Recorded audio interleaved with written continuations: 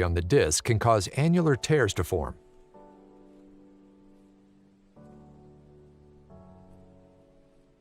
Pressure on the disc causes herniation of the nucleus pulpus through the annular tear.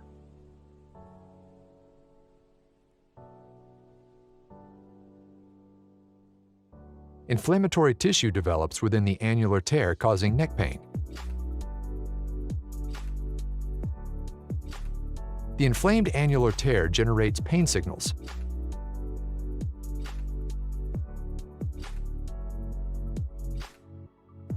Additional injuries can cause worsening symptoms.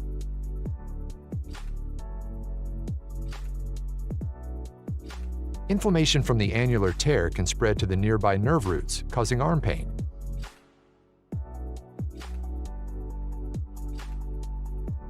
Pain signals travel up the nerves to the brain, causing localized neck pain.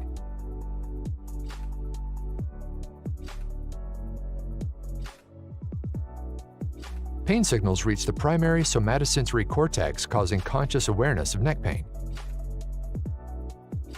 If you have a herniated or bulging disc and neck pain, submit your MRI for a free review at www.mri.deukspine.com.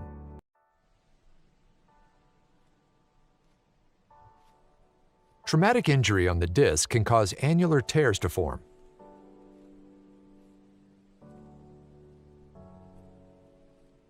Pressure on the disc causes herniation of the nucleus pulpus through the annular tear.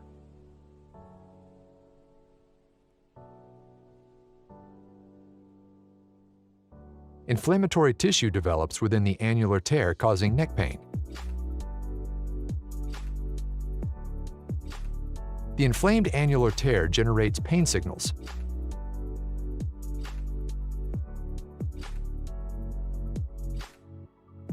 Additional injuries can cause worsening symptoms.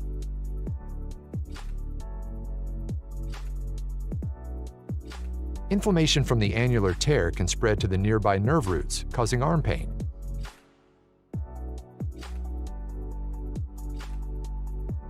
Pain signals travel up the nerves to the brain, causing localized neck pain.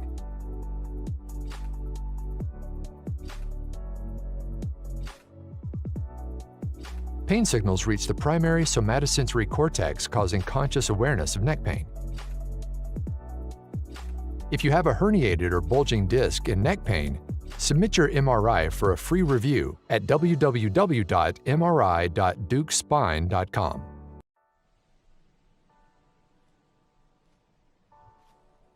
Traumatic injury on the disc can cause annular tears to form.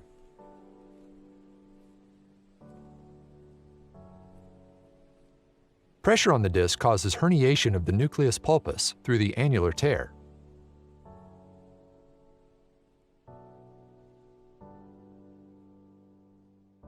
Inflammatory tissue develops within the annular tear, causing neck pain. The inflamed annular tear generates pain signals.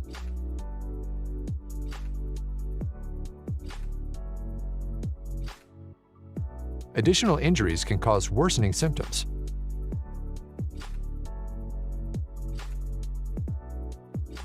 Inflammation from the annular tear can spread to the nearby nerve roots, causing arm pain.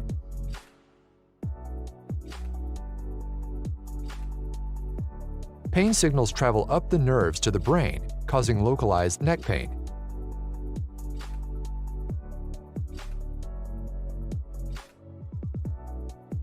Pain signals reach the primary somatosensory cortex, causing conscious awareness of neck pain. If you have a herniated or bulging disc and neck pain, submit your MRI for a free review at www.mri.deukspine.com.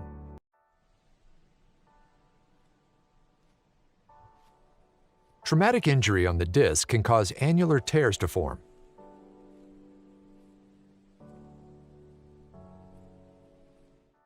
Disc herniations are a common cause of chronic neck pain.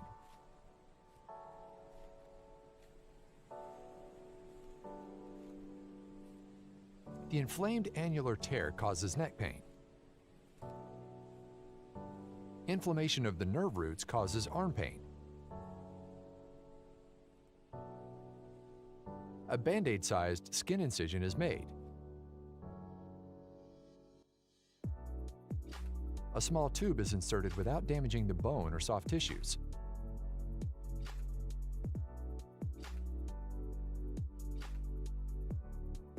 The laser removes the herniation and debrides the annular tear.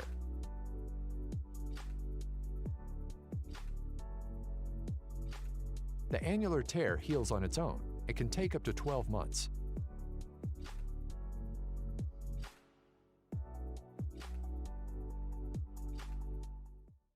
If you have a herniated or bulging disc and neck pain, submit your MRI for a free review at www.mri.deukspine.com.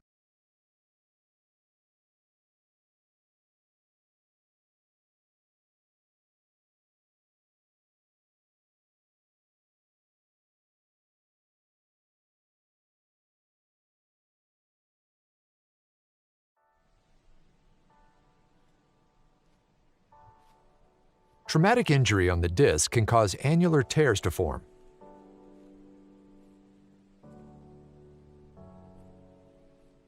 Pressure on the disc causes herniation of the nucleus pulpus through the annular tear.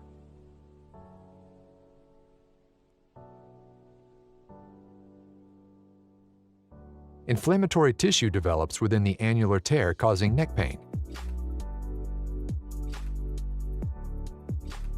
The inflamed annular tear generates pain signals.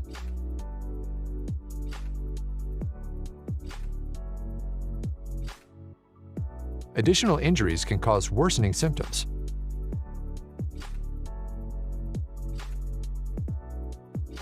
Inflammation from the annular tear can spread to the nearby nerve roots, causing arm pain. Live. All right, good morning. I'm Dr. Deukmedjian, and we are here at the Surgery Center of Ara Deuk Spine Institute. Shot. And we're getting started on a surgery called the Deuk laser disc repair, spelled D-E-U-K. And this surgery is done to treat herniated discs, bulging discs, degenerated discs, and annular tears. Pretty much all the same thing, it's just different stages. All disc problems start with an annular tear, and then they progress to a bulge where the herniated nuclear material in the center, called the nucleus pulposus, pushes out through the tear at the back of the disc, causing a bulge, and then that can become a herniation if it gets larger. A bulge is a herniation. It's the same thing, honestly, and then it's just a herniation is a larger extrusion of nuclear material through the annular tear. There's no objective way to describe it, like certain sizes, herniation, less is bulge. Where are we at? Is that it right there? So we've placed our needle into the C4-5 disc, the first disc we're going to be treating. 2, 3, 4, 5. You can see this patient's had a fusion done, shot. All right, we just injected dye into the disc. We call that a discogram. One more shot. And then AP, you can see in the back of the disc there's a tear, and that's allowing the dye material to leak out the back of the disc into the area where the spinal cord and nerves are. Shot? Perfect. So show them the tears there, Jordan, on that picture, on the AP. There it is, Jordan, very good. And then show the other side. Yep. So you see the dye there is leaking out right around the nerve root in the foramen. And you can see the needle is in the center of the disc, which is where we want it to be. So the first step in the Deuk laser disc repair is to gain access through the anterior approach, through the front. This is not a surgery done through the back of the neck, it's done through the front, and it's called transdiscal. Lateral? All right, very good. Doc, you're still giving me some extension? You can relax at this point. I think we're good. Thank you. Our anesthesiologist had the patient in slight extension. We call it military. And shot, perfect. Now I got the guide wire into the C. Can you all tell what level that is? You can see the C2 bone, then 3, then 4, then 5. And right below this disc is a metal plate and screws. This patient had a fusion done on their neck, not by me, by another surgeon. And that fusion, I'm just going to inject a little bit of local before we make our skin incision. This has got some epinephrine and lidocaine and Marcaine. So the surgeon before did an anterior cervical discectomy and fusion, and that was done in New York, I believe, where this patient is from. And basically the patient did okay for a little while, but then, as typically happens with anterior cervical fusions or any type of open surgery, the discs above and below start to break down and undergo a transformation where they become degenerated and painful. And so this patient has developed 2 herniated discs above the fusion that are annular tears with herniations that are causing horrible neck pain and headaches for him. And he's done everything he could possibly do, including a spinal cord stimulator, which you can actually see the lead of the spinal cord stimulator on that x-ray. That's what is in the spinal canal just behind his spinal cord. A very dangerous procedure, this spinal cord stimulator, and it didn't give him any benefit.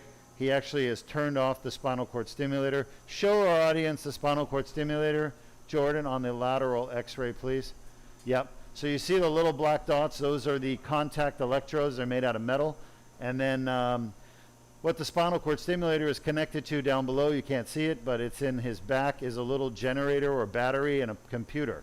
And it basically sends electrical signals to those contact leads that you can see on the x-ray and creates a magnetic field that is supposed to interrupt pain signals in the back of the spinal cord from reaching the brain, which is just up there.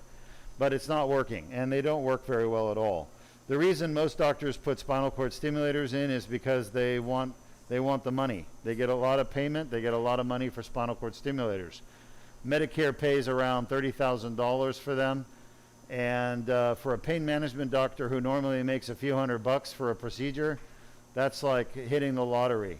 So I've seen all these pain management doctors recommending spinal cord stimulators for patients and putting them in and making big bucks.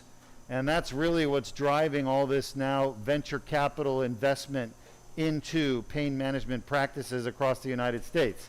We get calls every week saying, hey, do you want to sell your pain management practice? We've got big money, we'll buy it from you, and then you just do all these spinal cord stimulators on your patients and we'll get the profits from it. So it's an absolute bastardization of healthcare and medicine. It's disgusting, it's shameful. There needs to be more regulation on spinal cord stimulators. Do we put them in at Deuk Spine? Absolutely we do, but we rarely put them in. And we only put them in patients who actually really need them, that have failed other treatments that are more appropriate, like the Deuk laser disc repair. Okay, we've got our guide wire in. I'm very happy with the positioning. We've lost 1 drop of blood. That's pretty standard for the surgery. I'm looking at my x-ray. The guide wire cannot move backwards to the spinal cord, otherwise it'll pith the spinal cord and paralyze the patient. So I have to make sure it doesn't move. All right, Diego, if you have any questions for me, let me know. I'm making a 4mm incision. It's literally the smallest incision made in spine surgery. It's 4mm.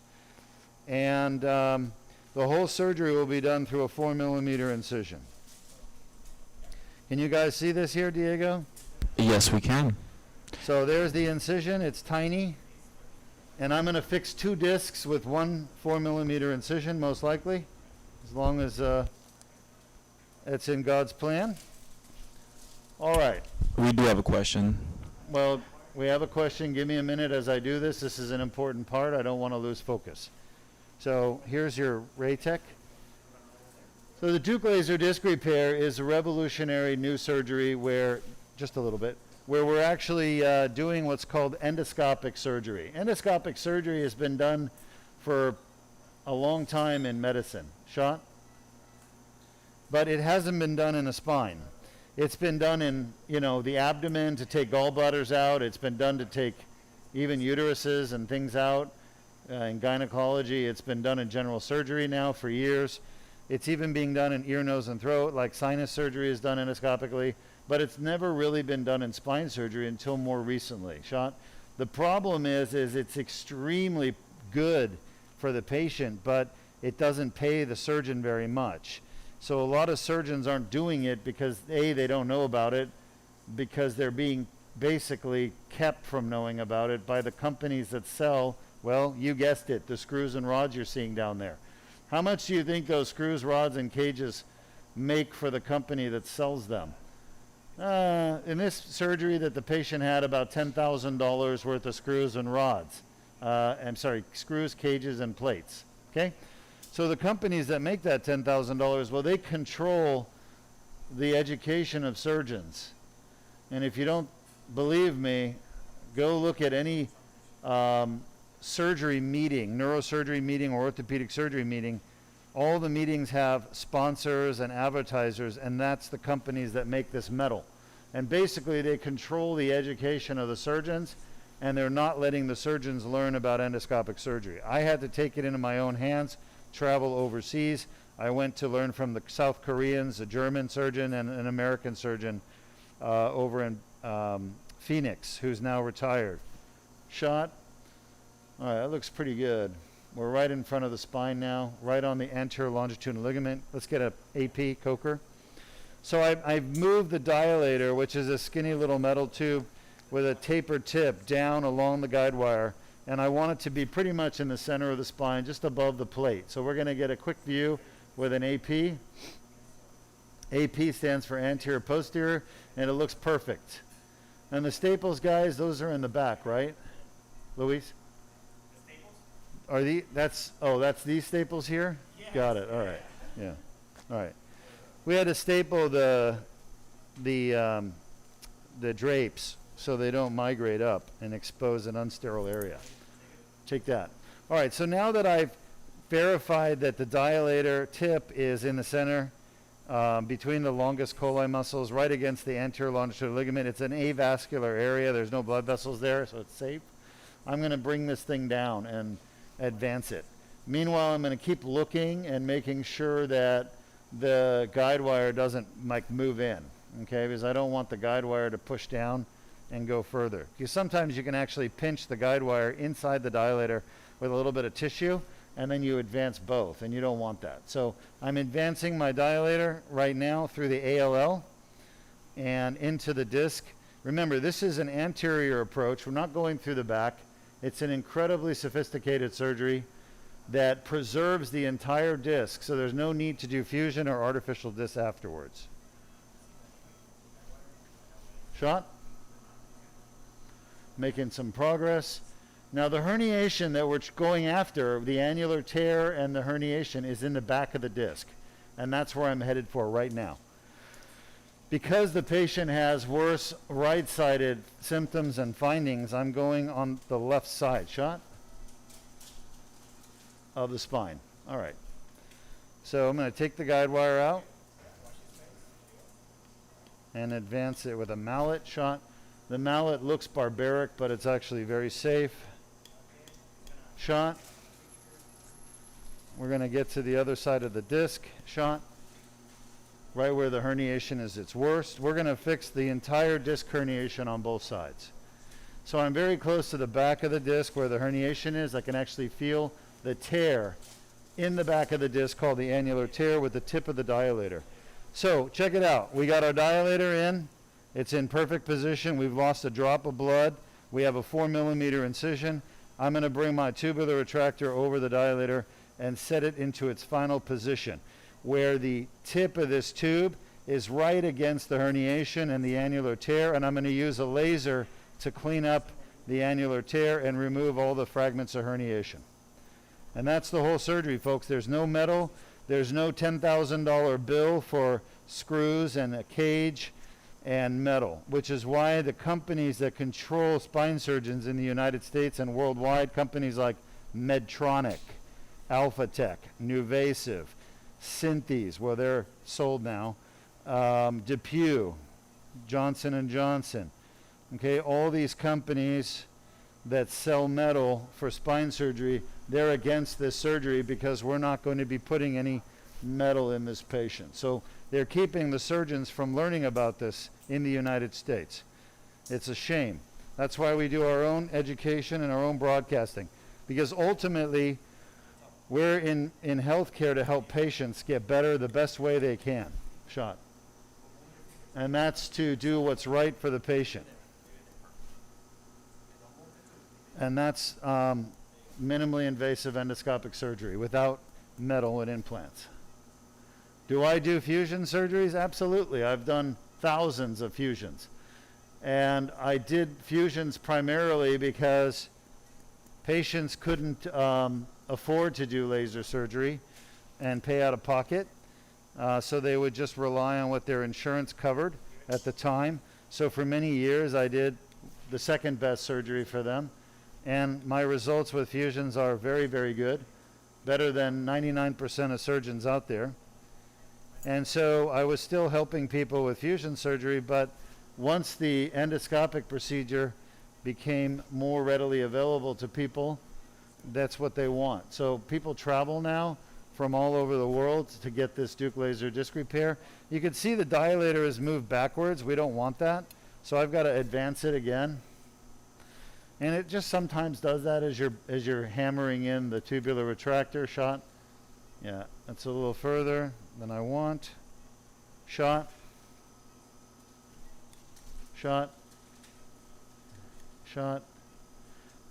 It can sometimes look bad on the lateral view because you're only getting a two-dimensional view, but I know three-dimensionally that it goes into the foramen and it's not that bad. Shot. But it's better just to be safe. And I'm just advancing this a few millimeters at a time.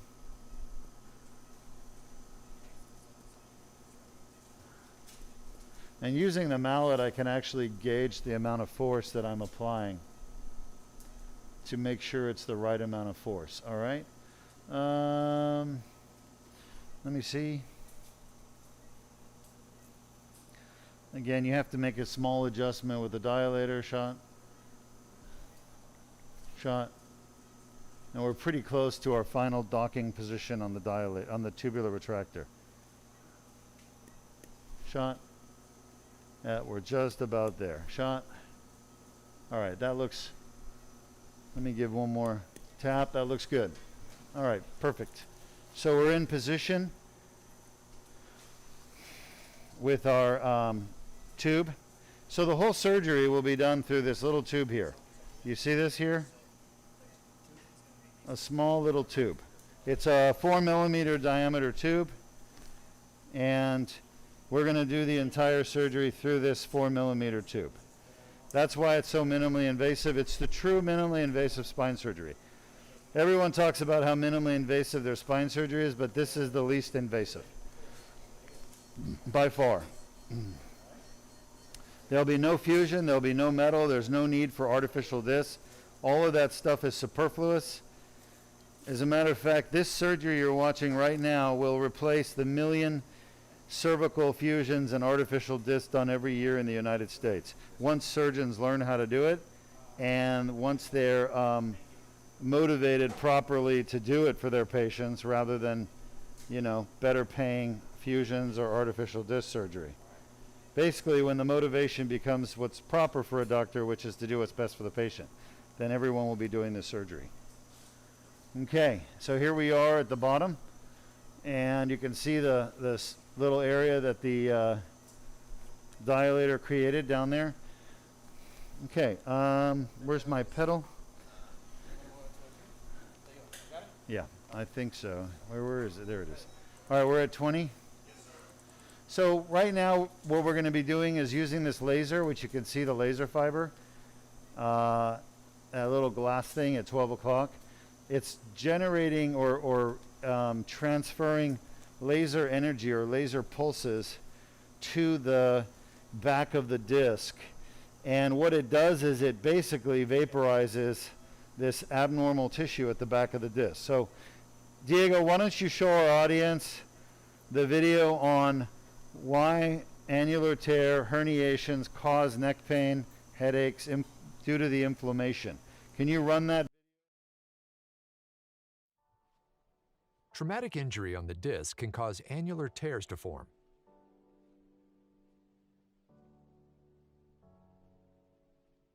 Pressure on the disc causes herniation of the nucleus pulpus through the annular tear.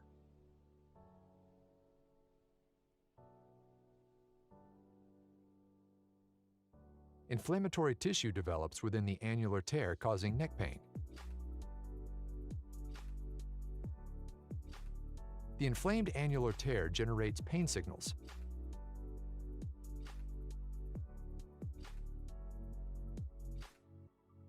Additional injuries can cause worsening symptoms.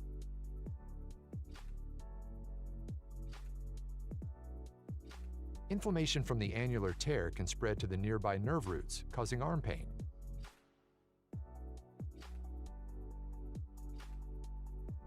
Pain signals travel up the nerves to the brain, causing localized neck pain.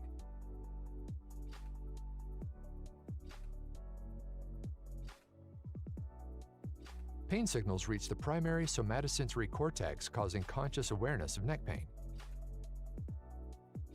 If you have a herniated or bulging disc and neck pain, submit your MRI for a free review at www.mri.deukspine.com. We're back. All right, we're back. Hopefully you've been able to watch the YouTube video animation that Zach created with me, explaining how an annular tear causes so much pain. It's the inflammation within the annular tear, and that inflammation is created by the herniation, like this right here, getting stuck in the annular tear. And when the annular tear, annulus, comes in contact with the nucleus, the blood supply in the annulus comes in contact with the nucleus, what happens is you need that piece. You can't just throw it out. You have to save those. Okay? What happens is the nucleus pulposus causes inflammation. Okay? It's like bleach on your annulus. It's so, my laser guys, come on, got to get the laser back on. I shouldn't have to ask you. Pay attention, please. The nuclear material basically is so pro-inflammatory. It's like pouring bleach on your skin. It just causes severe pain and discomfort, redness, swelling, basically inflammation. Okay? So it's actually the nucleus pulposus, the jelly in the center of the disc, squeezing out through the annular tear, that is the cause of the inflammation. That's why you have to have a tear plus a herniation in order to get pain in the neck. And that's what this patient suffers from, is the neck pain and headaches that come from the inflammation getting on what's called the dura. Please don't touch the end. Why did you do that? That was clumsy. Come on, wipe. I hope you didn't break it. Yeah, I think it's fine.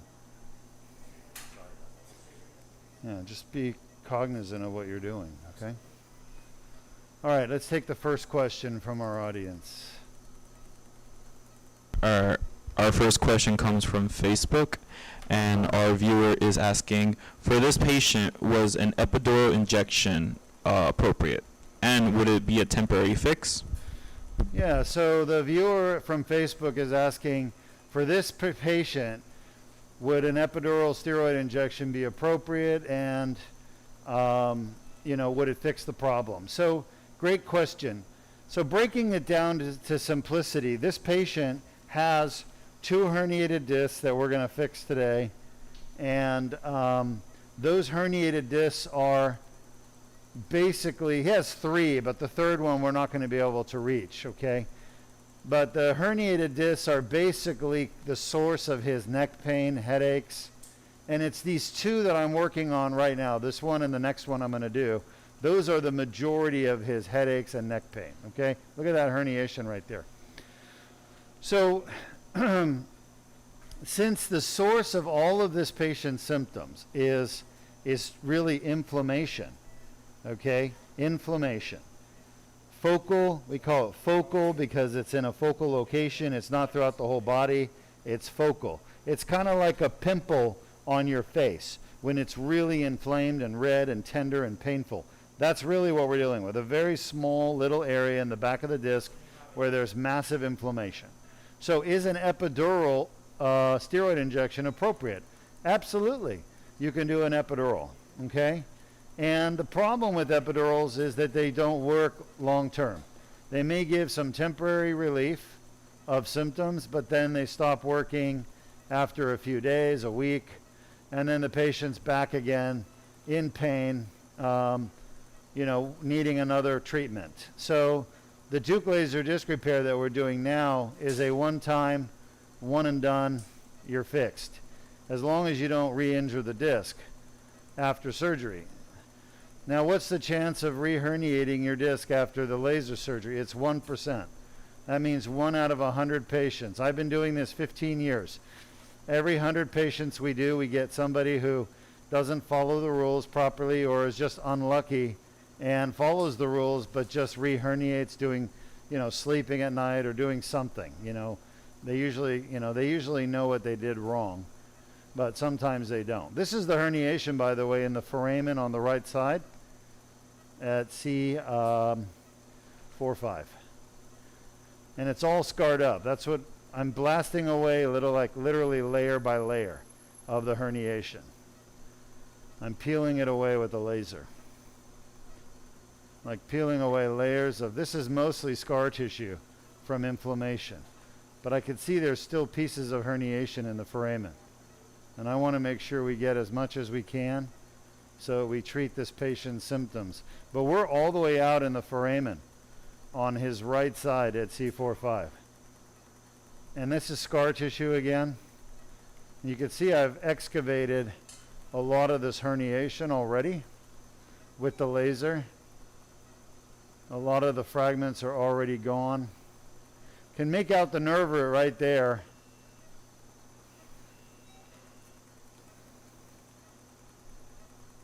A lot of times with these old herniations, the inflammation at the back of the disc and the annulus is so severe that it'll scar the what's called the posterior longitudinal ligament, which is like right there, and it'll scar it to the back of the disc or annulus. It'll just all scar together, and that's what we got here.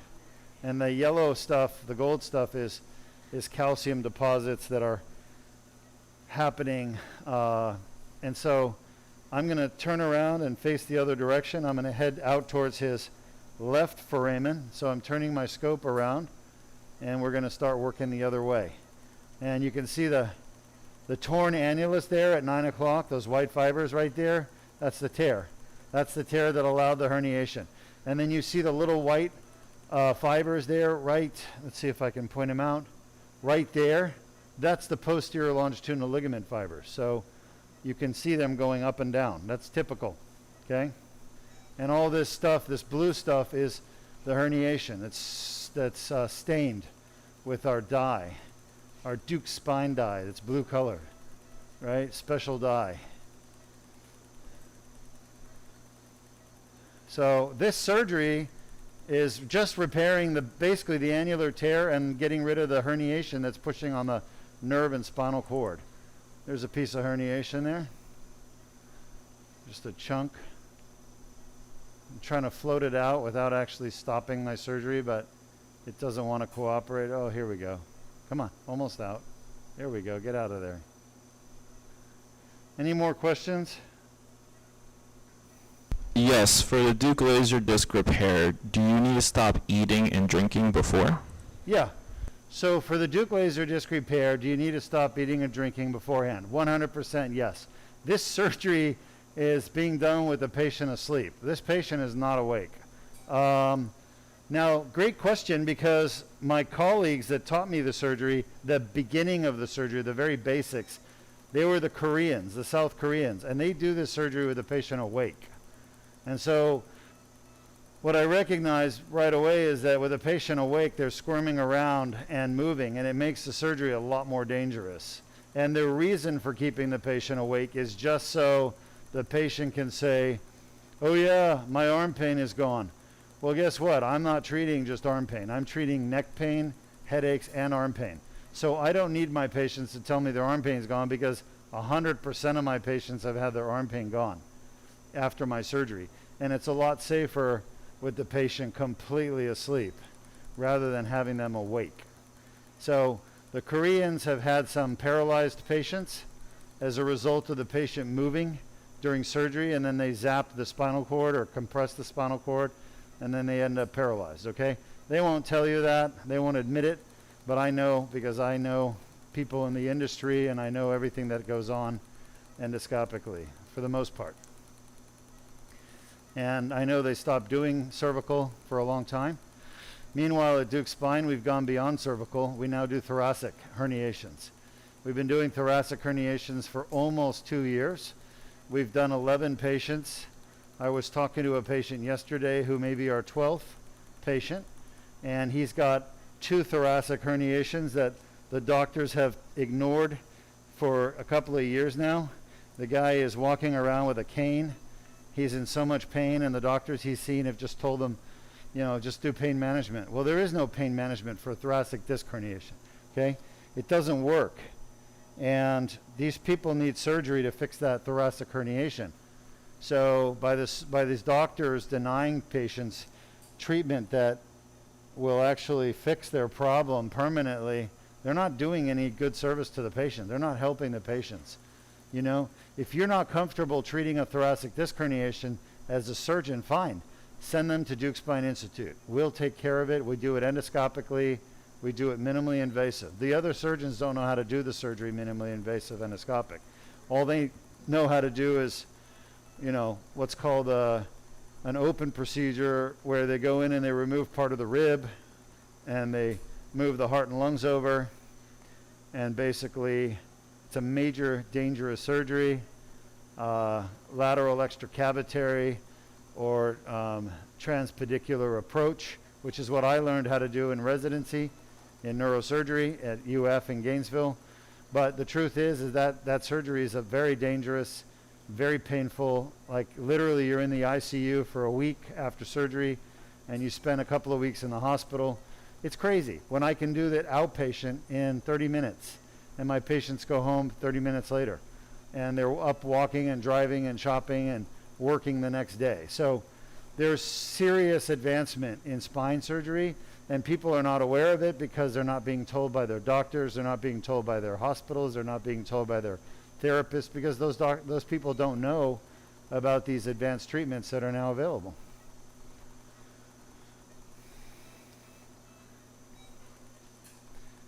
Almost done with this one. You can see there's still herniation in the foramen laterally. I'm getting it out. You can see the little chunks just being released, flying away. And for those of you who have not watched this surgery before, you might be inclined to think that a herniation is just one big piece of disc material, but it's not.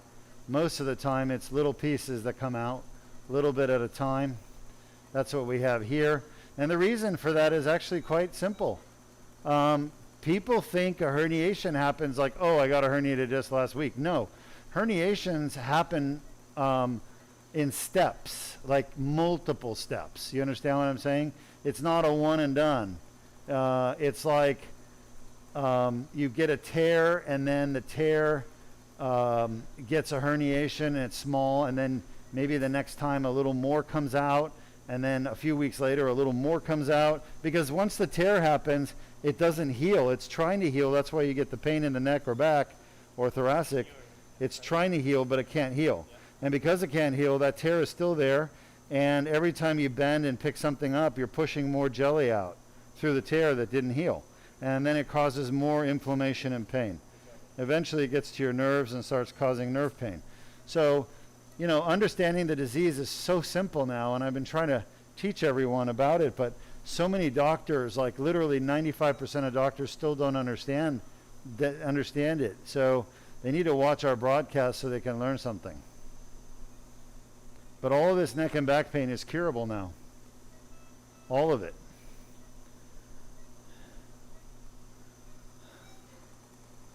Just about done. Then we're going to move up to the next disc. Now, the reason I said we started with 3 discs to fix, but we're not going to get to do the bottom one because it is impossible. His anatomy will not allow it to be done safely, and I'm not going to put this patient's life at risk to do it. So if you look at his MRI, there's a very small herniation at C7-T1 below his fusion. But he's, I think we got that pain treated with the RFA, and Oh, look at that herniation coming out of the foramen. That was so cool. That is really amazing. Diego, time mark that. That was so cool.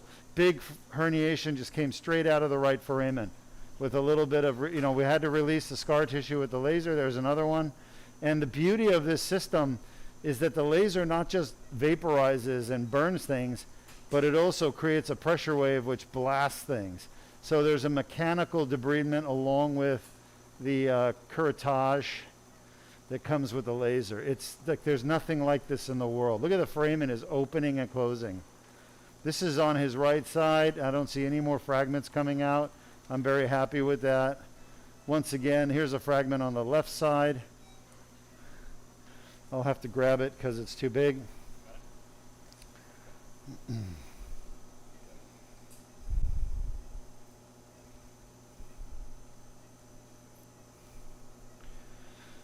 So I use a combination of laser, 95% of the time is what I'm doing, and I also use a grabber called the pituitary rongeur that's made especially for endoscopic spine surgery. I get it from Germany. Did you ever locate those, by the way? I bought 2 already. Huh? I bought 2. Oh, dude, you're awesome, Luis. Thank you so much. Thank you. Yeah, you found Claris, right? Yes, the same one. Yeah, same one. Good. So, They still sell it, huh? yes. Yeah. Yeah. I would buy at least 2. They're expensive, aren't they? $1,200? No, they're 800. They went down in price. Yeah. Wow, that's good. All right, so I got a herniation here I got to deal with. I can see it's just scarred down. I'm going to have to turn my scope around and come back across. You could see all of this is herniation, scarred to the spine. All right. We have a new question. All right, I'll take the question. All right, we have a Facebook viewer saying, what does it exactly mean when you say it's fused? Fused? Yes. Oh, so we're not doing a fusion, obviously, here. I don't want to confuse anybody, but one of our viewers says, what does fusion mean? So that's a great question. You know you've got bones in your body, right? They're part of your skeleton. And some of those bones, like in the spine, we call them vertebrae. And careful now, you're manipulating my camera. You can't do that. Do you understand? By moving this, you're twisting my camera. You're twisting everything here. You can't touch that. Don't worry about that. If you grab the cable, it has to be Okay. long. So basically, fusion is when 2 bones grow together. 2 bones that are normally separated grow together. Or 2 bones that are separated grow together. So take your arm, okay, or your leg. Let's say you had a skiing accident and you crack your femur. Your bone just snaps in half, right? Well, the process of the orthopedic surgeon repairing your femur is fusion. It's getting those 2 ends of the broken bone to grow back together as a solid piece of bone. So basically, if you think about it on a microscopic level, what's happening is the 2 pieces of bone now, they used to be one, they used to be connected, right? They're cracked. And now the surgeon needs to get them to grow back together to make one bone again. So one leg bone, one femur, okay? So what the surgeon does is he, first of all, will make sure that they're touching each other the right way and that the alignment looks good. And then they will immobilize those ends so they don't move for about 3 months, 6 weeks to 3 months. And over those 6 weeks to 3 months, the bone surfaces will literally grow back together and fuse together. And that's fusion. Fusion is just the growth of 2 bones growing together to make one solid bone. And what's happening down there on the fusion surface is there's first inflammation, right, where you're getting inflammation. And then after inflammation, it usually goes away in 10 days to 2 weeks. Then your body starts to literally make new bone by cells called osteoblastic cells. And the osteoblasts lay down new bone, and osteoclasts break it down. And basically there's a remodeling of your bone at that fracture site or at the fusion site, which, by the way, to get a fusion done, the surgeon literally fractures your bones, surfaces, and causes those 2 bones, because of the fractured surface, it starts an inflammatory process that eventually results in the bones growing together, and we call that fusion, okay? So fusion is the growth of bones together. When surgeons do fusion in the operating room, we're not actually doing a fusion where we call it a fusion, but what we're really doing is just getting the bones fractured so that they will automatically, over time, grow together. Okay? That's what we're doing. So the fusion is what your body does. Surgeons can't really fuse your bones. Only you can. All right, we're done with this disc. It's clear and clean. Very happy. We're going to do the next disc next. So, great questions. Remember, we left the entire front of this disc alone. That's why we don't have to put a cage. We don't have to put an artificial disc, because the front of this disc is still there. We didn't remove it. Now, when you're having an ACDF, the surgeon has to remove the front of your disc. Okay? But we're not doing that, once again, because we're leaving the whole front of the disc there. And that's why we don't have to do a fusion. That's why we don't have to do an artificial disc. We don't need to put anything between those bones because we didn't take the bones out.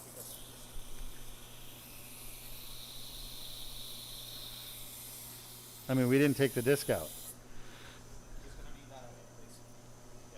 All right. Alrighty then. So one disc down, one more to go. I'm not going to be able to do C7-T1. Again, I'm not concerned because that's because of his neck, his body habitus. He's got too short of a neck and too broad of shoulders. It's impossible to see. You can see right here in the x-ray, we can only see down to C5. We can't even see beyond that. So we need to get down to C7-T1. It's impossible. And there's no way to do this surgery safely without seeing the actual disc space with the x-ray machine. So that said, I think he's going to be very pleased with the results. I think his pain will be gone because most of his pain was high cervical at these two levels, and it was headaches, which usually comes from, you know, the upper cervical herniations. All right, let's get positioned gently, slowly, easy. All right, what other questions do you have for me? That's good right there. I'm going to move this because I think there's some contrast on it. All right, so what I got to do now is I've replaced the dilator shot. You can see it there. It's perfect. And I'm going to take this, my tube out, leave the dilator in. Shot. So I'm going to start taking the tube out. Remember, the tube has gone through all of that disc material. It's just a jelly, and it's pushed it aside and allowed me to have a tiny little path to the back of the disc where the tear is, that I could repair it, and where the actual herniation is. And look at this. This is bloodless surgery, you know, truly bloodless surgery. Shot? Okay. So my dilator is still in place. I'm going to apply pressure for just a minute while I regain composure here, get everything set, my fluoro set. It looks good. I need to get my anesthesiologist to hold the neck in inline traction with slight extension. So while we're getting ready to get to the next disc, I'm just going to apply a little bit of pressure in case we have any venous bleeding, which I don't think we do. All right, so you're extended. Let me take a look at what we got. Looks good. All right, so I've got to bring my dilator out under fluoroscopic guidance, out of the disc, and sit it on the front of the spine. Shot. This is the hardest part of the entire surgery by far. Shot. And it's all feeling. And I can tell you right now, 95% of surgeons cannot do this. Shot. But I can, as a neurosurgeon. All right, let's get an whoops, one more time, shot. I think I went back in. I'm going to come back out, right there. AP view, quickly.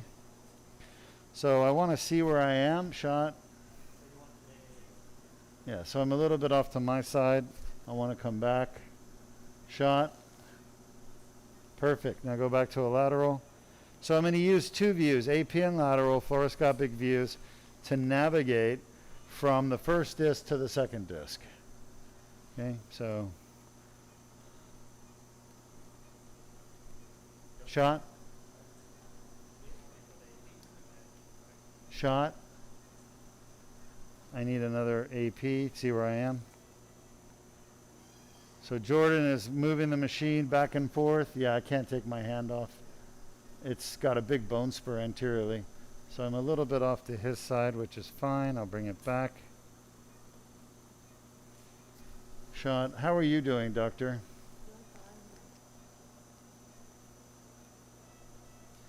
Shot. Perfect lateral.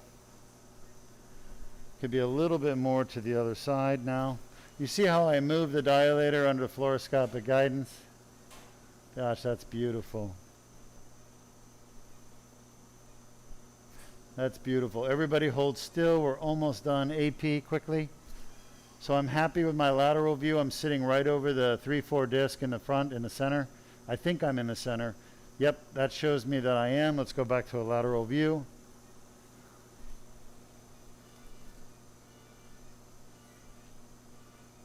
Of course, I will verify this one more time. I need the mallet.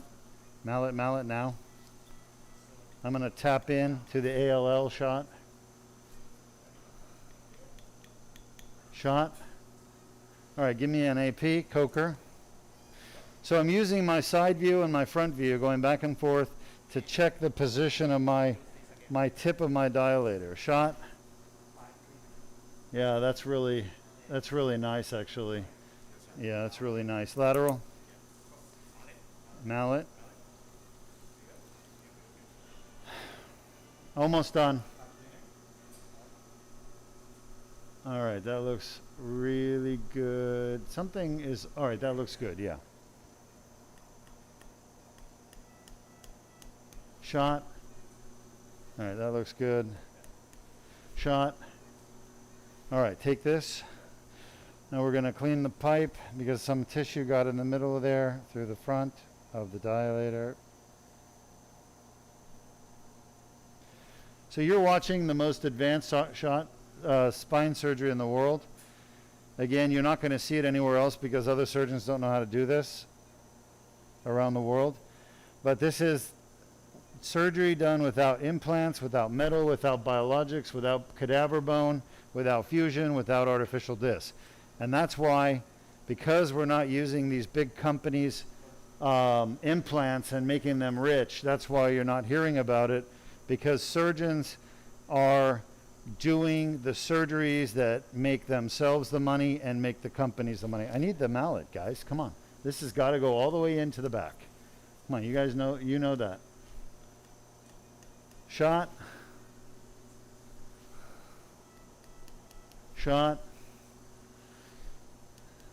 Shot. If I had a need for spine surgery, I would want to know what my options were. I would want to know the truth. And you're not going to get it from your surgeon, unfortunately, because they don't do the surgery. So how are they going to make money by sending you somewhere that does the surgery?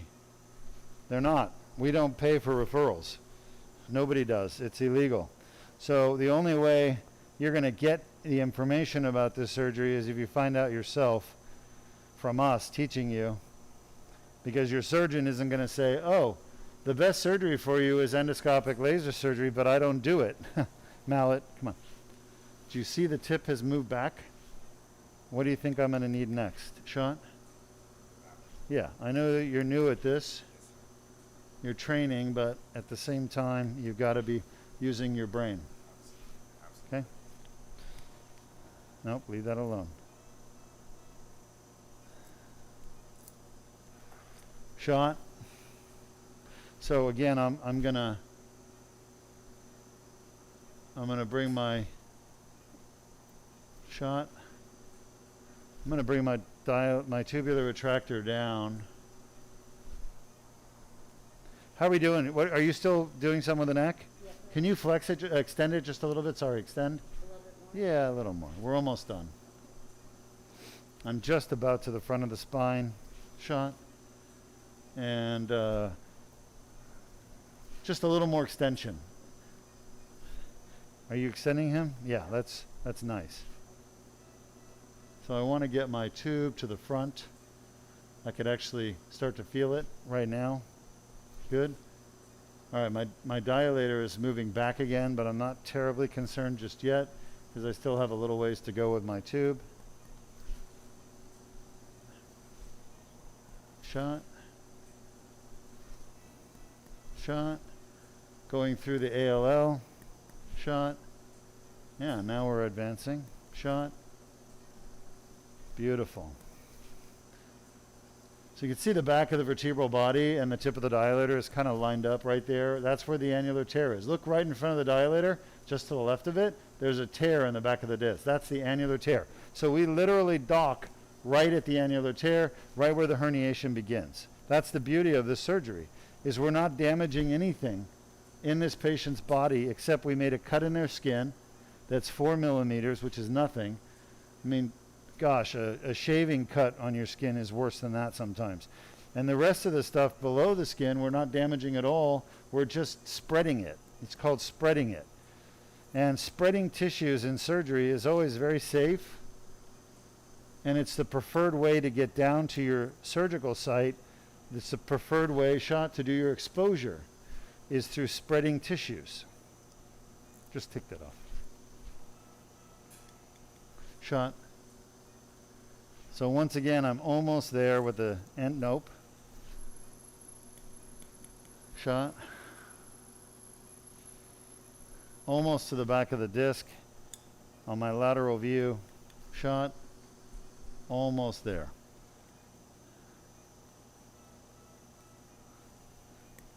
Shot. Just about there. Perfect. That's it. Maybe a little bit more. I'm right at the beginning of the tear. I want to get into the tear. Shot. Just have to be careful. You want your dilator to always be there guiding you because it prevents you from doing what's called a biopsy. You don't want a biopsy necessarily. It's not that helpful to get a biopsy. All right, perfect. So we're at the back of the 3-4 disc. And again, for those of you who joined us late, you can see a spinal cord stimulator in the back of the spinal cord there. It goes all the way up to the bottom of C2. Completely useless, except it did make his surgeon that put it in a lot of money. Sure, if he looked at his what's called the EOB, explanation of benefits, you'll see how much his insurance actually paid for that thing. It was probably close to $30,000. So useless, $30,000 expense. Honestly, if the insurance companies all got rid of fusion for the most part and just recommended or promoted endoscopic surgery and appropriate treatments like not spinal cord stimulators when they're not necessary, then literally we would save billions and billions of dollars in expenses by doing these surgeries we're doing right now, the endoscopic surgery, because it's much cheaper than a fusion surgery and it's much better than a fusion surgery. And we don't have any hospital stay. For those of you who don't know, this surgery is being done outpatient. Right here at Deuk Spine Institute, outpatient. In the Surgery Center of Viera. It's our partner surgery center here in Melbourne, Florida. The Space Coast. This is where the rockets go up, folks. This is where Mickey Mouse vacations on the beach. He comes to the east coast of Florida from Orlando with Minnie and the entire family of Disney. You don't believe me? Take a look at the Disney buses that are always on the 528. And it's got the entire Mickey Disney crew on the bus. I could see it every time I drive by those buses. You can see their silhouettes. Huh? Has everyone seen them? Yeah? All right. Well, it's also true that Disney has a cruise line, and they work out of Port Canaveral, Cape Canaveral, Port Canaveral, which is right here where we are. So we're right near the Disney cruise line. Any questions from our audience? Yes, we have another comment from Facebook. It says, is there any way to fix a tear? Is there any way to fix what? A tear. What kind of tear? In the annulus. I'm sorry? In the annulus. An annular tear. Yeah. Yeah, that's what we're doing right now. Uh-huh. We are fixing the annular tear. This surgery you're watching is the only way to fix the annular tear. There is no other way. The surgery you're watching right now is the only surgery in the world that fixes the annular tear currently in the year 2021, right when we're doing the surgery.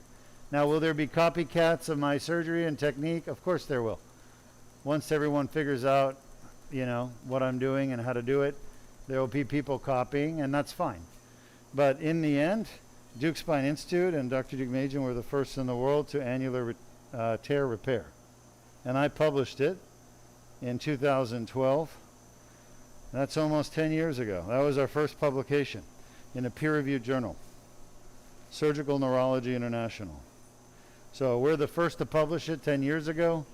I've been doing the annular tear repair for 15 years now. Started in, I want to say 2006 was my first surgery I did.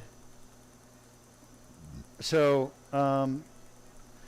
yeah, this is it. This is how you repair an annular tear. Why don't you run the animation, Diego, of how the Deuk laser disc repair works, how it repairs the annular tear. Disc herniations are a common cause of chronic neck pain.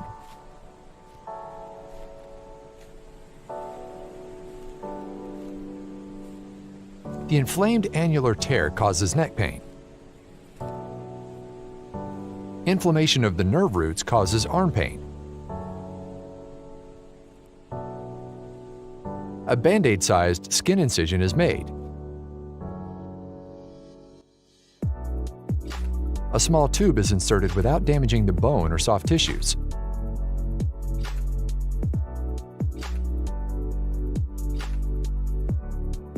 The laser removes the herniation and debrides the annular tear.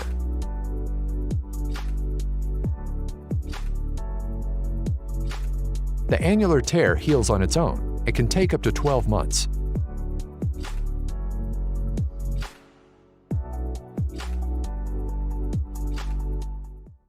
If you have a herniated or bulging disc and neck pain, submit your MRI. All right, so welcome back. We just had a really good question from one of our audience saying, you know, is there a way to repair the annular tear? So we decided to run our animation video that we created to explain how annular tears are repaired in the neck, in the cervical spine, with the Deuk laser disc repair procedure that we're doing right now. And hopefully it makes sense. Long story short, the annulus fibrosus, that's the tear right there in front of the laser, by the way. The annulus fibrosus is a membrane that holds the jelly into the center of the disc. And so when you get a tear in that membrane, the jelly can leak out through the tear, and it can cause all this pain and inflammation for the patient, terrible pain through inflammation. So what I do is I go in endoscopically and I can use the laser to clean the tear. We call it a debridement. All right, so I'm trying to make it simple to understand, but we call it a cleaning. So the tear is trying to heal, but it cannot heal. It cannot heal because the herniation is stuck inside it. And as long as that herniation is stuck in the tear will not heal. It'll keep trying to heal, but it won't heal. And as long as the tear is not healed, more herniation can come out. And there will be more pain, more inflammation, more herniation. So what I'm doing is I'm removing the herniation stuck inside the annular tear, and I'm debriding the tear itself. Because by now, with all that inflammation, what's happened is the herniation fragments are now stuck to the annular tear. So we literally have to do what's called a debridement, where I have to clean out the tear and the herniation fragments in order to get the tear to heal properly. When the tear is healed properly, the disc is rejuvenated. Basically, it's repaired. But the disc cannot heal itself and repair itself as long as the tear is there with the herniated disc material in the tear. That's all this junk right here we're trying to get out. Lots and lots of pieces.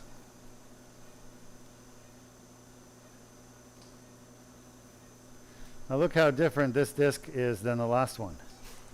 This is a newer herniation. I can tell because it looks more like fluffy little clouds, and it acts differently. If you notice, it's not as scarred down like the last one was.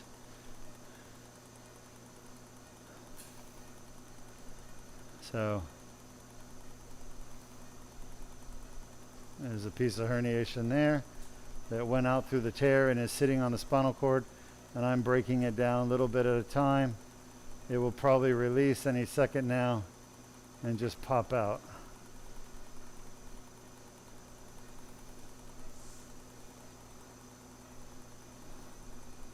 It wants to come out. You see that? It's like trying to get its head out.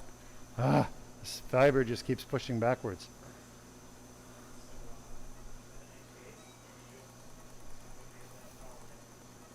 What is our next case anyway?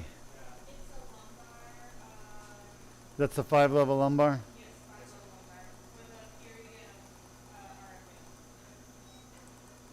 Okay, thanks.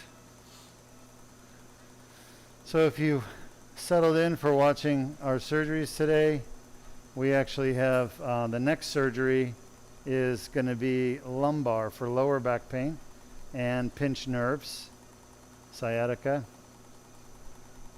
Our patient is also from out of state and did not want to have fusion surgery on his back, so he's here for the laser surgery on his back. I'm going to flip my scope around. There's a lot of this herniation back here and a lot of disruption of the annular tear.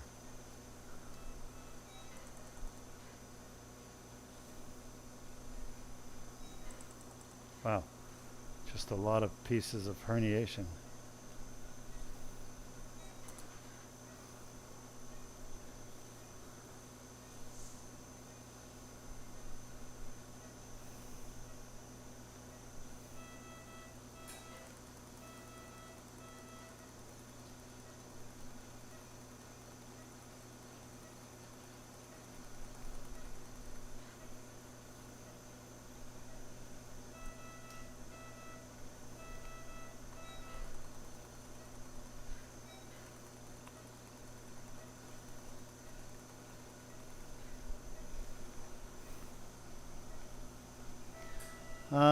Probably 8 more minutes.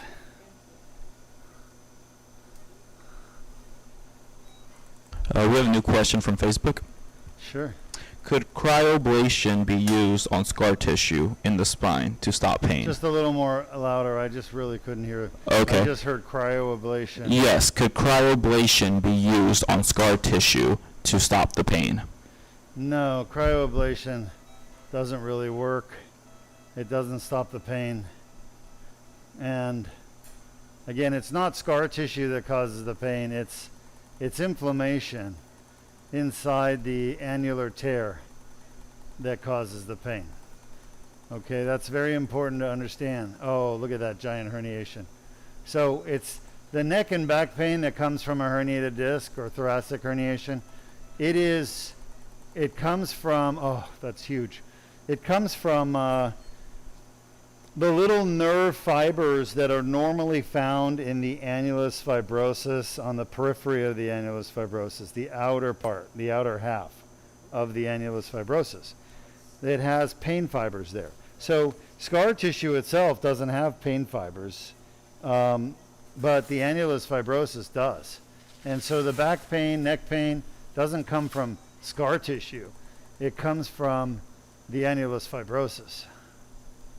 So cryotherapy doesn't work unless they're doing something funny in there, which I don't know. Wouldn't surprise me. But we don't do cryotherapy at Deuk Spine because it doesn't work. It's just unnecessary. I mean, we'd do it if it worked, but yeah.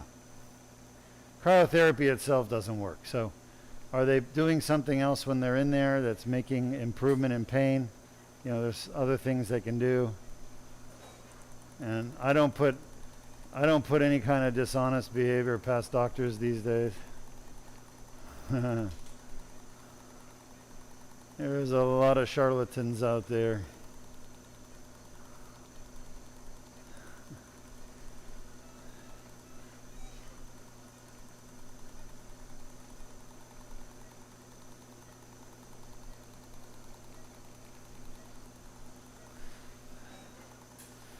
All right, good question though.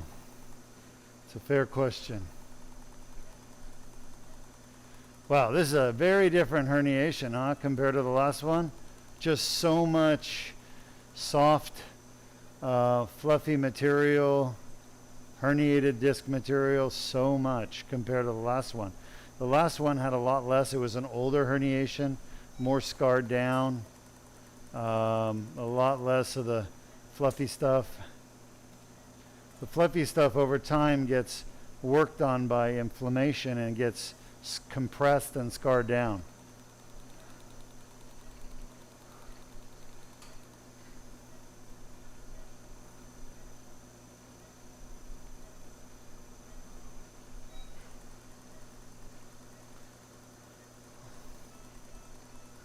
This is taking quite a bit longer than I expected it to, but that's fine. We stay and do whatever's necessary to do. You know, there's no time limit on my services for patients. You stay till the job is done.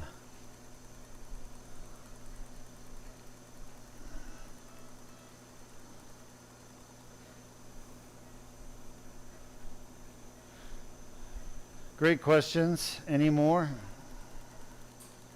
We're just about done here. Will the patient need any medications or antibiotics for this pain? Will the patient need pain meds or antibiotics for the pain? Mm-hmm. The answer is no. When you do this laser surgery here at Deuk Spine, there's only Tylenol and anti-inflammatory medicine, and we give a muscle relaxer just in case the patient's having muscle spasms after surgery. Some patients do. But we don't give any narcotics or opioids because there's not that much pain. You could see the surgery is done with a small incision, and the patients generally don't have a lot of pain after surgery.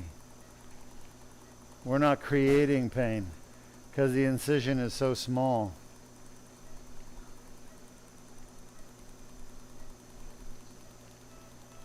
Most of the pain meds patients get after spine surgery is because of the damage the surgeon does during the surgery to their muscles and tissues. Think about that. The pain people get after spine surgery is not from the screws and rods going in. It's actually from damage to the muscles of the spine. That's why people have so much trouble. This is a great surgery if you're a singer, because we're not going to be affecting your voice with the surgery. We're not manipulating your vocal cords that much. Sure, the tube goes in past the vocal cords because they're innervated, but that's a standard general endotracheal intubation. But it's not like we're doing an ACDF where there's a risk of injuring the recurrent laryngeal nerve and having permanent vocal cord damage or immobilization. Hey, Doc. Quick question for you. After the surgery, would you mind taking a look at that patient we talked about? Absolutely. She's in pre-op. Okay, they brought me her chart. Yeah, and her CT scan results are there. The, what's it called? The pulmonologist absolutely screwed her over. Told her to come this morning at 9. And then when she got there, they said, oh, we don't take your insurance. And I said, I'll pay for her to be evaluated myself. But by then the guy said, oh, I'm in the hospital, I can't go see her. I said, she drove 3 hours for you to do a clearance, and how could you do that to her? You told me yesterday you'd be happy to see her and evaluate her. He basically lied to me. I'm so disgusted. So she went all the way up there and they turned her away.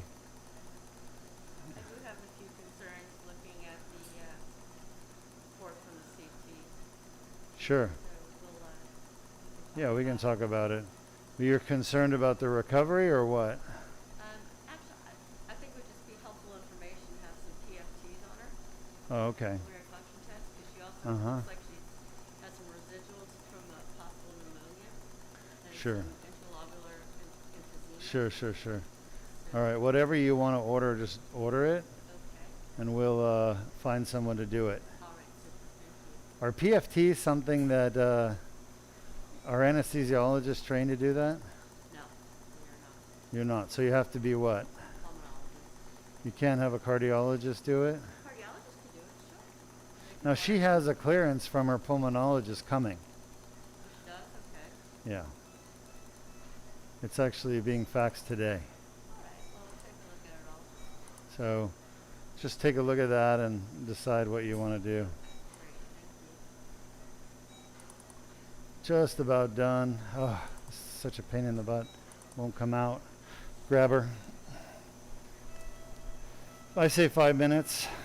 There was a much bigger herniation here than the last one. This is a newer herniation too. I think, and this is higher up. This is probably what's causing his headaches, if you ask me. So, but you can see big tear, big herniation.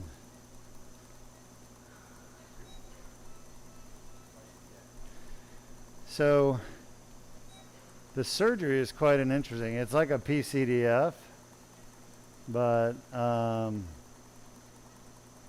just exposed the upper half of the spine down to C4, and I just fused C1 and C2.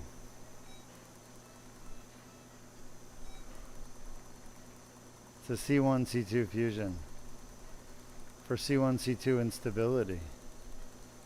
I've done now 5 of them in my career because it's not a common problem, and all 5 patients have had 100% relief. I mean, their pain's gone away 100% and never come back.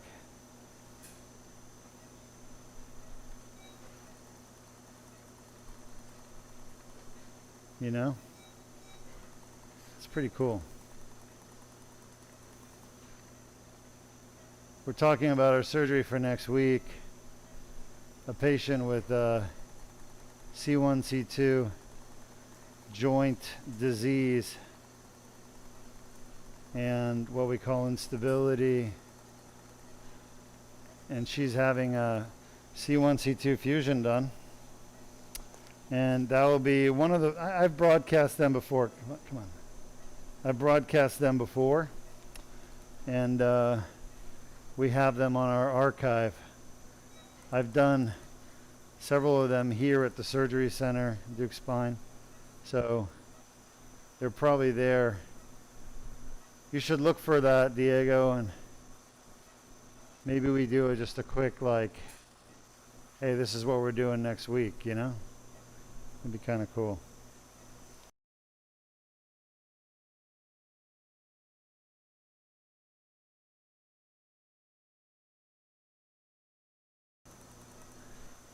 Boy, this herniation just goes on and on.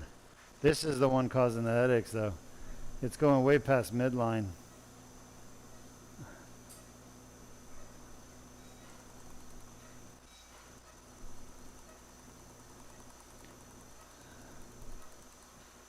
You know, this is all herniated disc right here.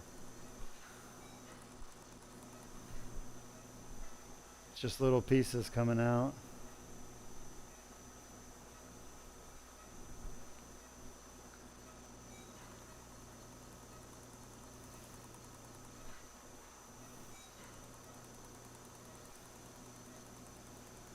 There aren't many neurosurgeons that do endoscopic surgery.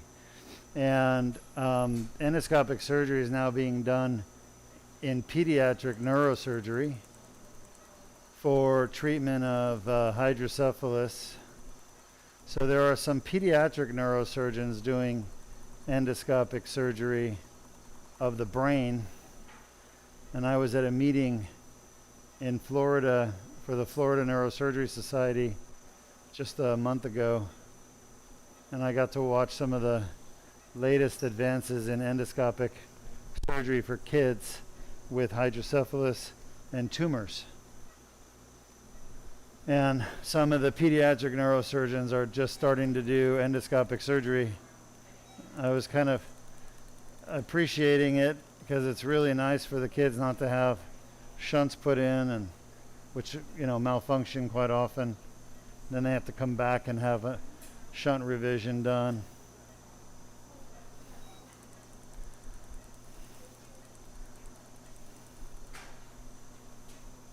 We have a new question from Facebook. Sure. What is the difference between a discectomy and a laser? And is the laser more effective? Yeah, so a discectomy means you're taking out a disc herniation. So it's just the pieces of herniation, and they're grabbed and pulled out. And you're asking the difference between a discectomy and a Deuk laser disc repair? Yes, and is the laser more effective? Yeah, so the Deuk laser disc repair surgery that I'm doing is more than a discectomy. It's a discectomy, but it's really the annular debridement, which is what I'm doing right now. That's not part of a discectomy. The surgeons that do discectomies don't do this debridement. They're not cleaning the annulus out with the laser. So yes, the laser is the only way to do a debridement of the annulus and the annular tear. That's the only way to do it. And is it more effective? 100% more effective. Discectomy doesn't cure neck pain. Discectomy doesn't cure headaches. Discectomy only treats arm symptoms like numbness, tingling, weakness. So yeah, the laser surgery is far more effective. It's the only way besides fusion to treat neck pain and headaches from herniated discs, because it's not the herniation that itself that causes the neck pain and the headaches. I got 5 minutes really now. That was one of the biggest herniations. The whole back of the disc was just destroyed. But now I'm seeing light at the end of the tunnel here.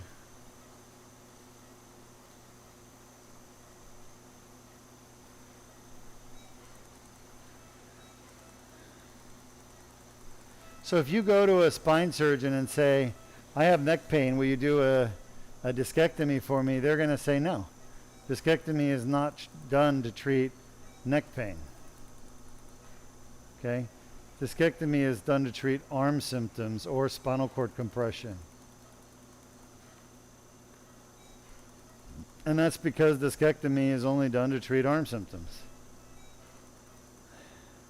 In the neck, of course, or leg symptoms in the back.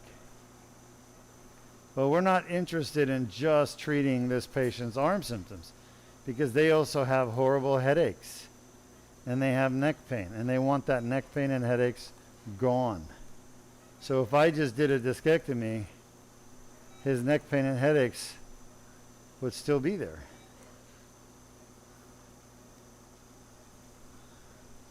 But he doesn't want his neck pain and headaches to still be there. He wants them to go away. So you have to do the annular debridement with the laser to treat the neck pain and headaches. All right, we're done. Lights on, please. Take that. Turn off the scope. Suction off, please. Yes. Thank you. Yeah, thanks. All right, you can start with We're just using a little, what we're doing is we're using a little antimicrobial antiseptic, basically. The same kind of betadine you'd put on, like if you had a boo-boo. It's developed by NASA, really to kill any kind of germs that the astronauts might have encountered out in space. Make sure that nothing was brought back, You know, like you see in those science fiction movies when they bring some alien life form back that takes over and kills everyone. So, all right, I'm going to show you our incision, which is 4 millimeter. Take that. Take that. Give me a second and I'm going to show it to you, okay? I just got to apply pressure. All right, any more questions from our audience? Just someone saying thank you for your response. Yeah, you're welcome. Again, I'm Dr. Deukmedjian. We're at Deuk Spine Institute. If you haven't downloaded our app, we have the Deuk Spine Institute app. It's free. Go to your app store and type in Deuk, D-E-U-K, Spine Institute. It's a great app and highly recommend it. Also, check out our YouTube channel and our TikTok and Instagram, Facebook. We have a Facebook support group called the Spine Surgery Support Group. It's really cool. All right, there's the incision, folks, right there, 4 millimeters. You see it? Look at that. Incredible, huh? We're going to do a Band-Aid and we're done. Nice work, everybody. Let's see if they've got bigger radiation gloves for me other than those 9. See if you can return them. I don't have a problem with the gloves per se. I do like these better because they're thinner. Yes, sir. But the other ones are too tight. All right, type up your questions for me. I'll be there to answer them for you Herniations are shortly. a common cause of chronic neck pain.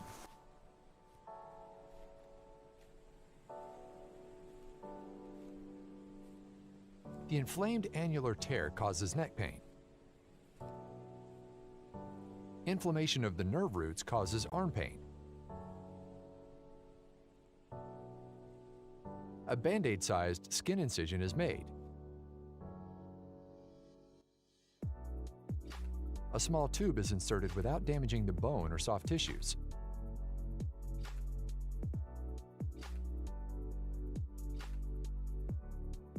The laser removes the herniation and debrides the annular tear.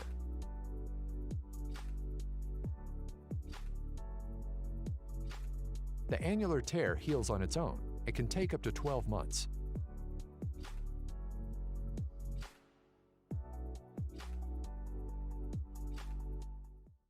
If you have a herniated or bulging disc and neck pain, submit your MRI for a free review at www.mri.deukspine.com.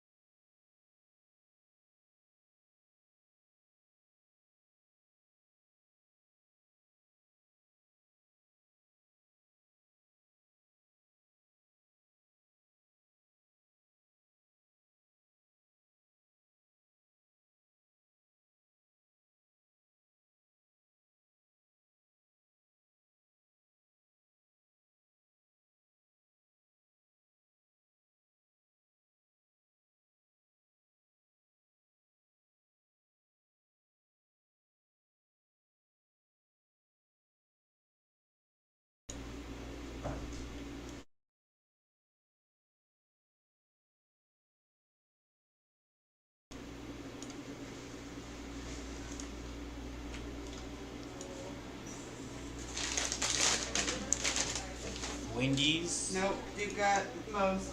Oh.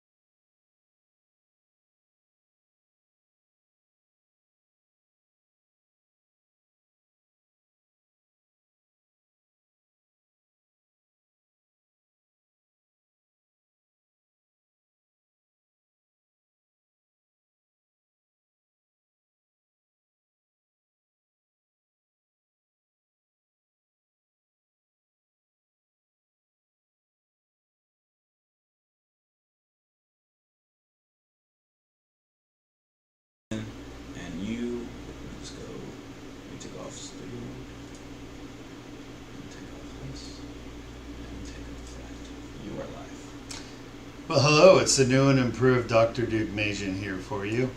We just wrapped up an anterior Deuk laser disc repair. And if you followed us for the surgery, you noticed that this patient actually had a metal plate already in their neck. So I didn't put the metal plate there. They didn't know about the Deuk laser disc repair when they had that surgery done. They're actually from New York. They traveled down here to have the laser surgery done. Basically, this patient had 2 bad discs before. They were treated with a decompression infusion. And as a result of that surgery, he had a metal plate left in his neck like everybody else does with an ACDF. He developed degeneration of the discs above the fusion, 2 of them. And I went in above the fusion and I repaired those 2 discs today. We did that endoscopically. There's no need for metal. There's no need for plates and screws. It was all done naturally by repairing the back of the disc where there's a tear and a herniation and multiple fragments. I got them zapped with the laser, got them all out. You watched them coming out throughout the surgery. And now he's got a nice clean area in the back of the disc. That's going to heal beautifully in the next couple of months. It really takes a year to fully heal a disc after the Deuk laser disc repair, and that's nothing to do with the surgery. It has to do with the fact that discs are not well vascularized. They don't have much blood supply. What tissue in your body has the most blood supply per gram of tissue? Anybody know? Well, I'll give you a hint. I know because I'm a brain surgeon. It's the brain. The brain has more blood per gram of tissue circulating than any other place in your body. The second most is your kidneys and then your heart tissue. So really the brain, the heart, the kidneys have the most blood supply going. Now, what tissues have the least blood supply? Well, the lens of your eye has 0 blood supply. It gets everything through diffusion. And of course the disc itself has very little blood supply. So that's why it takes so long for the disc to heal after surgery like this. Even if the surgery is done perfectly, the disc still takes a long time to heal. All right, we had some good questions throughout the surgery. One question was, how do you repair an annular tear? Well, that's the Deuk laser disc repair, what we just did. That's the only way in the world to repair an annular tear. You can see behind me, we're just finishing up that surgery, and we did not get to the C7-T1, so it really is a 2-level Deuk laser disc repair because the C7-T1 disc is too far down, and the patient clavicle right here is blocking access. His big shoulders were blocking my ability to see that C7-T1. Good news, the C7-T1 disc is the least of the disc problem, and we were hoping we'd be able to get it, but I had a suspicion we may not. We were able to do the rhizotomy back there before. I did my part with Dr. Patel, did the rhizotomy, and that went smooth. I think our patient's going to have 99% relief of his neck pain, headaches, and arm symptoms as a result of our surgery today. The Deuk laser disc repair is the only surgery in the world where you get about 98-99% relief of neck pain, headaches from the neck, and arm symptoms. Those are our most recent numbers. When we originally published our research, we were getting around 90-92% relief, but it's gotten better over the years. All right, any questions from our audience? Okay, yes, we have a question. Will the patient have any drains or other tubes when leaving the facility? So great question. Will this patient or any patient with the Deuk laser disc repair have drains or tubes when they leave this facility? The answer is no. There's no need to put any drains in the neck with the laser surgery because you saw the incision. It's literally 4 millimeters. It's tiny. And the path that I created from the skin down was using almost like a pencil, a metal pencil. And this is honestly far bigger than that. But if you look here at the tip, that little metal pencil, we call it a dilator. That's the term used in endoscopic surgery. The dilator went down the guide wire, and it literally, that little tip, because it's tapered, right, tapered down, as it gets through the tissues, it literally spreads them apart. It doesn't cut them, so there's no bleeding. It doesn't rip the blood vessels. So all these surgeries are bloodless. There's no need to put a drain. The only reason you put a drain is when you get a lot of internal bleeding from surgery. Now, when I do my ACDF surgeries, I never put a drain either because I know how to do the ACDFs without bleeding as well. But a lot of surgeons, they make a dog's breakfast out of this, and it's all bleeding and oozing, and they got to put a drain in. Honestly, it's just sheer incompetence. I would never go to a surgeon that uses a drain on your neck. It just means they don't know what the hell they're doing. Next question. No, that'll be all. All right, looks like I have a dinner date tonight with my wife, celebrating our anniversary, which we missed. It was actually 2 days ago. Congratulations. Thank you. All right, I hope to see some of you for our next surgery. Remember, Deuk Spine Institute has got the app, and the app is free. You can download it. It's got a lot of good information, and Zach's working on a revision. Also, besides the app, we've got our Facebook support group called Spine Surgery Support Group. You can go there, and you can ask any question you want related to the spine, and we'll get it answered for you. We give you honest answers. I don't mess around with technology that doesn't work. I don't feed people a line or BS. We're going to give you a straight up honest answers, okay? And we got some more spine scams exposed YouTube videos coming up, right, Diego, that we're going to be working on this week. Honestly, there's no end to these spine scams, and so I can envision this segment of our YouTube channel going on for a long time, and we'll talk about all these important topics and all these scammers out there that pretend to treat neck and back pain that really don't. All right. Also, don't forget of our free MRI review. If you've got someone that you know that's suffering with neck pain, back pain, thoracic pain, we can help them. As a matter of fact, we do a free MRI review. You upload the MRI or send it in, and I look at it, and I'll do a video conference with you for 10 to 15 minutes. We'll show you what's wrong. We'll tell you exactly what needs to be done to fix it. And more importantly, if you've got another way you want to get it fixed, that's fine. We'll talk about the pros and cons. So it's a really educational, informative session for anyone that's got a herniated disc, bulging disc, spinal stenosis, degenerated disc, whatever to do with the spine. Happy to take those MRIs, review them, and do our video conference. All that's free right now. We don't charge for it. So just get signed up with Maya and fill out the free MRI review link. Have a great day. It's been enjoyable.